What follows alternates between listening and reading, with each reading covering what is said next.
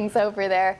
But as you say, we'll keep track of the score as we go on now, because let's talk about a big domestic matter here in the US. Protests are continuing in Maine after an Immigration Customs Enforcement officer, or ICE as they're more commonly known, shot and killed a Colombian national during an enforcement operation.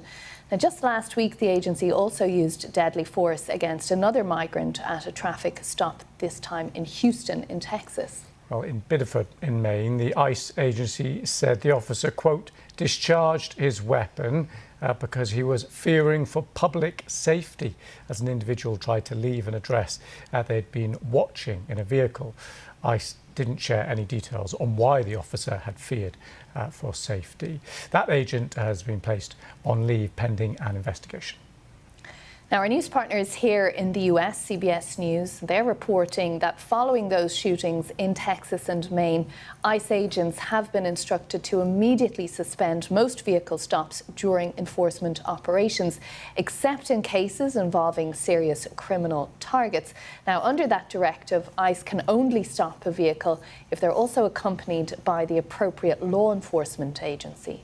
Well, Independent Senator Angus King said the Secretary of the Department of Homeland Security told them that the Colombian individual killed in Maine had not been the target of the arrest warrant that ICE were trying to enforce. Now, in a separate development, Mexico has begun filing criminal complaints with state prosecutors here in the US over the deaths of Mexican citizens in US immigration custody and during enforcement operations. 17 Mexican citizens have died since President Trump began his campaign against migrants. 14 of those died in detention. 3 died during immigration operations. Well, President Claudia Sheinbaum has said Mexico was intensifying its response, affirming the government couldn't turn a blind eye any longer. Well, let's speak now to Dylan Jasinski, investigative reporter at the Portland Press Herald. He was on the ground in Biddeford all day yesterday, spending a large part of it talking to those in the community. Thank you very much for coming on the programme. Thank you guys for having me. I appreciate it. Just talk us through what's happening and what's the feeling there right now. There is a sense of outrage, quite frankly. There was a big surge of immigration enforcement agents here in Maine earlier this year in January. Some 200 people were detained over the course of that. And there's been a lot of simmering, lingering anger in the time since. And this killing has really ignited all of that. I'm sitting here by a memorial. There's a group of protesters behind the camera here. And people are very upset. This is the kind of thing that doesn't happen here. Maine is a very small, very rural community, very tight-knit. And this sort of violence is not normal. So this has kind of upended the sense of security a lot of people feel just living in Maine. What do you sense that the reaction's been to the now banning of most of these traffic stops? Is that seen as a sensible next step or simply not enough? A lot of the protesters I've spoken to don't necessarily feel that that's enough. A lot of the folks I've talked to are in complete favor of abolishing ICE altogether, that this is not something that can be reformed or can be fixed just through simple measures like that. And what about those who take the differing view, who actually support what ICE are doing, even though they may not, of course, support individual incidents like this, but the thrust of their mission is one that they support? There are people who do believe that ICE needs all of the tools in its toolbox to kind of combat what they see as a violent threat. So there are some people who I've seen in social media comments who are obviously not in support of that procedural change. But the reaction, at least here in Biddeford, seems to have been much the opposite, that is too little, too late, especially in the wake of the killing yesterday.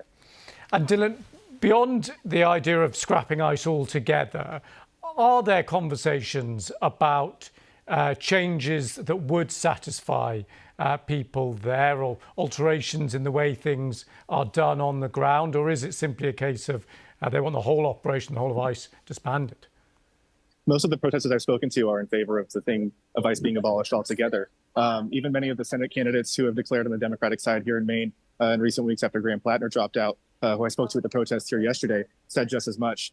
Troy Jackson and Narav Shah, who are both seen as the front runners in that race, both explicitly called for ICE to be dismantled and abolished. So that seems to be the prevailing sentiment, at least of those who oppose ICE's enforcement actions here in Maine and across the country. And is there a sense that that is a realistic demand?